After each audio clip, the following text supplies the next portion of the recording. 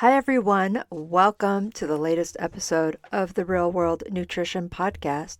This is episode 130, Smart Snacking for Healthier Eating. So I want to start out. I do talk about snacks a lot and on a regular basis, and I encourage snacking. And I just want to share why, as well as why people tend to have this idea that they should not snack. Now, first of all, snacking usually gets a bad rap because of so many not so healthy snack foods, and they thought that it's a convenience food. Now, there's no arguing. There are a ton of snack food options out there on the market. The highly, overly processed foods with added salt, added sugars, added fats that certainly are not healthy for us overall. And having them once in a while, no problem. Having them on the regular basis is probably not the best idea. We also may have some what I call carryover guilt from childhood about snacking. And I don't mean so much that it's guilt, it's that you may have been told when you were a kid, oh, don't have that snack too close to dinner, you'll spoil your dinner. Or that having snacks was not something we should do when we were kids. So snacking really can be a way to help maybe spoil your dinner, and that wouldn't be the worst thing, but also help provide a satisfying way to keep your energy levels steady, potentially minimize cravings you may have, and possibly help you eat less. Now, it depends on what your goal is. Do you want to eat less, meaning fewer calories overall, have a calorie deficit, or even try to maintain an appropriate calorie level? Or are you trying to gain? Or does it even matter? But I also want to address some of these myths first about snacking and then some practical tips for snacking smart. Now, first, I want to define what exactly is a snack. Now, really, it's just a small amount of food that's consumed between meals. But that term small amount really can vary depending on your individual needs and the timing of your meals. So typically, I consider snacks in the 100 to 300 calorie range, give or take. However, the big thing here lies in not just how much that is, but the quality of that snack. Now, people often ask me, do I recommend 3 meals a day, 6 small meals? What do I do? Well, one, I don't recommend the same thing for everybody. It's so highly individual. What works for one person and their schedule may not work for somebody else. Some people really can follow the 6 small meals, which again, that term small meals is a relative term. And I remember in college when I had a classmate who was eating 6 small meals on a very rigorous schedule. And she was often eating in the middle of class. No big deal, but it was just something she was always doing because the way her schedule was, that's her eating schedule specifically. She needed to eat at that time. But not what I really am saying in the long run is that just may not work for everyone. So that's just one of those things. And small meals, it's like meals, snacks, at what point does a snack become a meal? I really have no idea. It's what we decide what it is. So let me address the benefits of snacking. So when it's done right in quotes there, it can have many benefits. It really can help minimize overeating during the main meal by curbing our hunger pangs and potential low blood sugar. So when I said, yeah, you may be spoiling your dinner, and that may be a good thing, if you have a snack a couple hours before dinner, or whatever that meal is, you may eat less for that meal.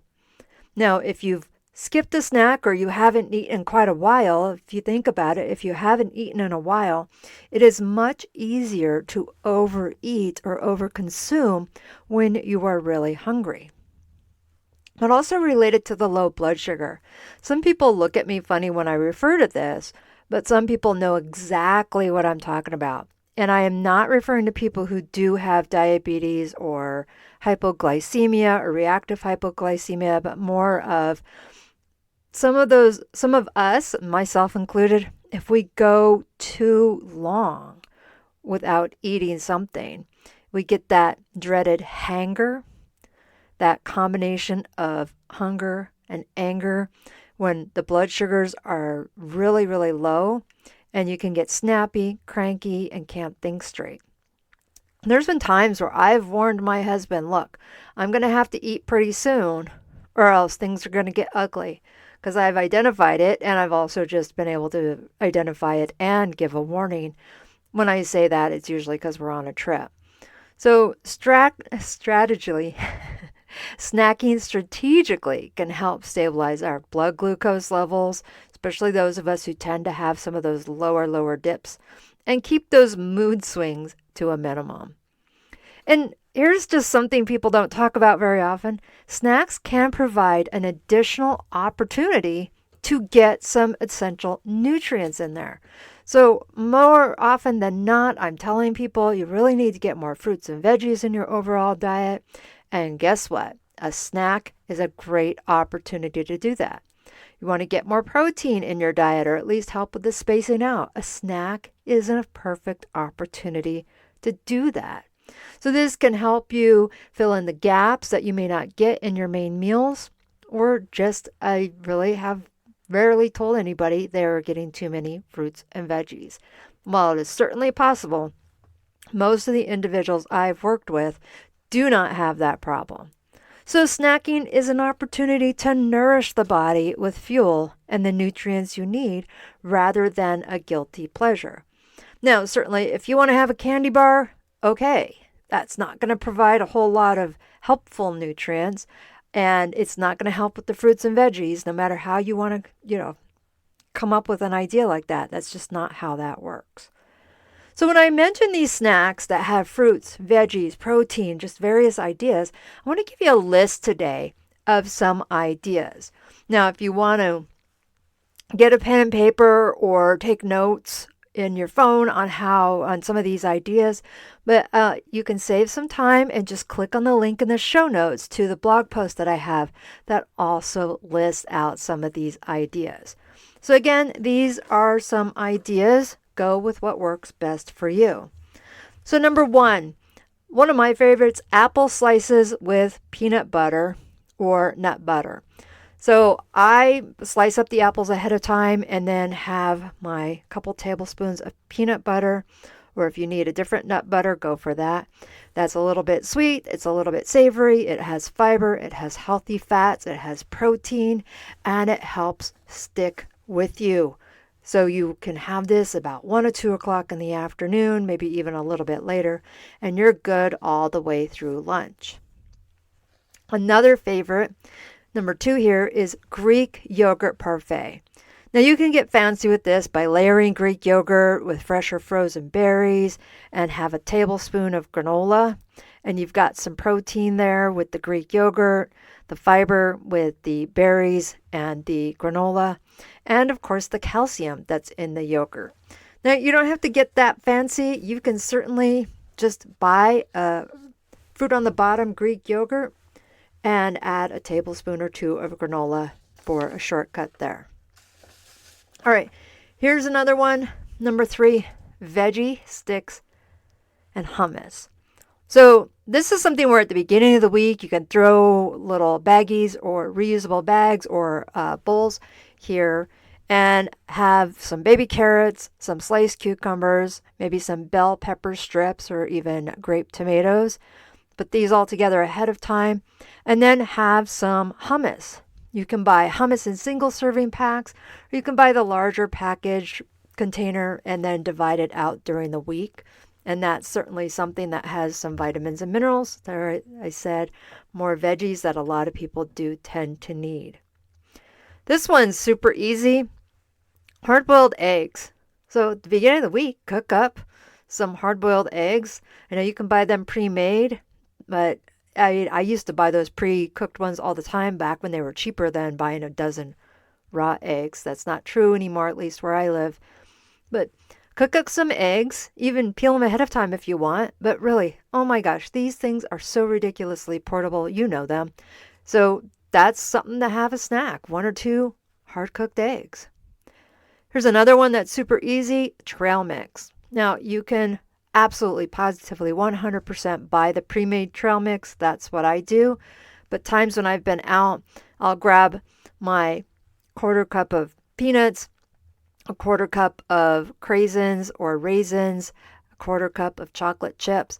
But you can make this ahead of time. So you can mix any kind of nut, any kind of seeds like sunflower or pumpkin seeds, any kind of dried fruit, and chocolate chips. Sometimes people are like, oh, don't have the chocolate. And I want to know why that is so important for people to not have the chocolate in their trail mix. And that's something you can put in a larger container. You can have reusable bags and just throw that in your bag and have it with you anywhere. That's one I often take with me on airplane trips. Here's another one, whole grain crackers and cheese. So you can get some complex carbs there, a little bit of protein, the whole grain crackers, and a slice of cheese. I often buy the pre-sliced cheese, so those are 1-ounce slices already. I'm not talking American cheese, but the pre-sliced singles of cheddar cheese or whatever it may be. And then whole grain crackers, I personally like Triscuit crackers. Some people think those are gross, but hey, to each his own. But that's something where it's just small, super easy.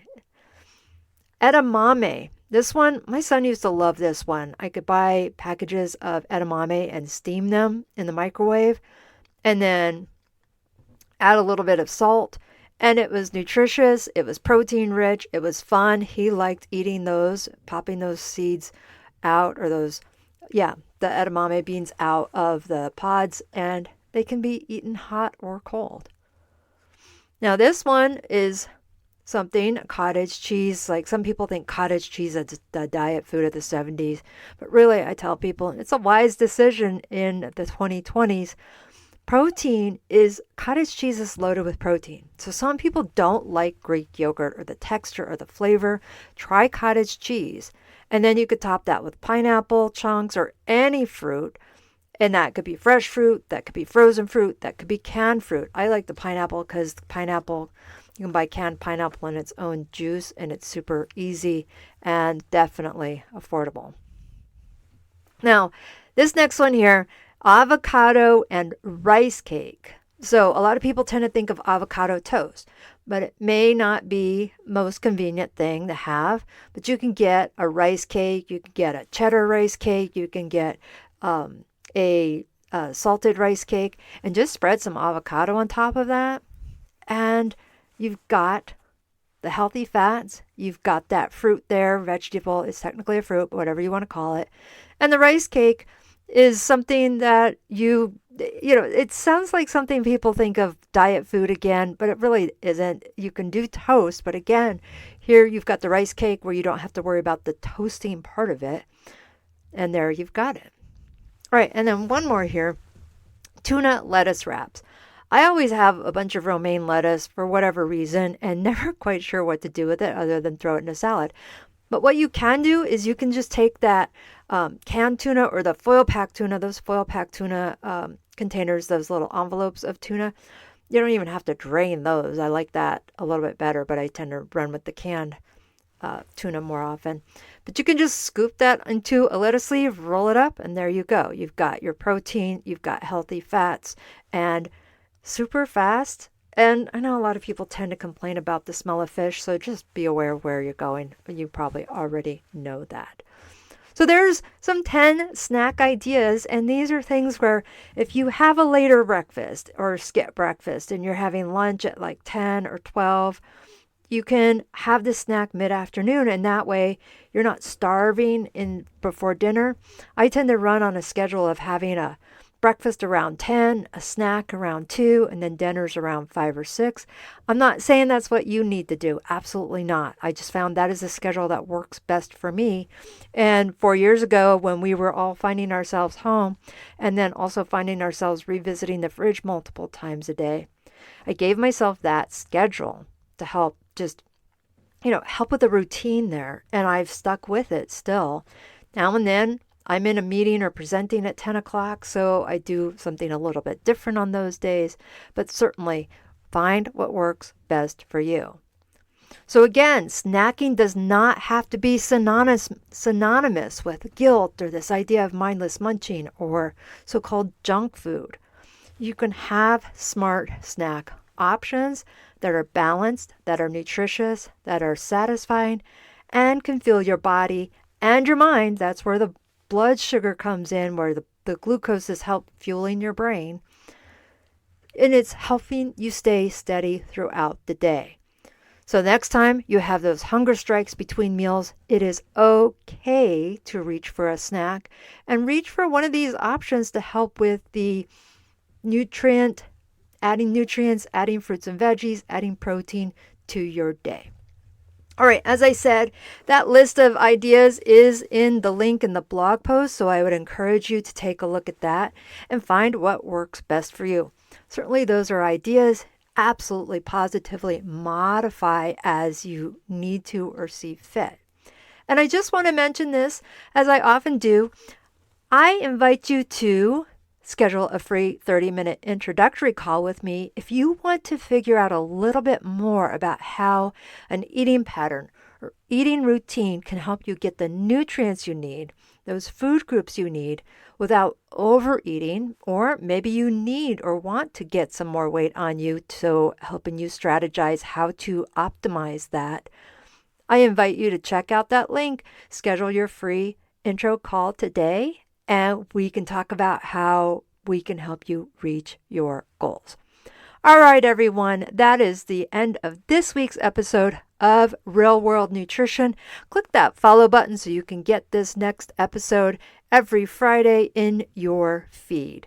Take care and bye for now.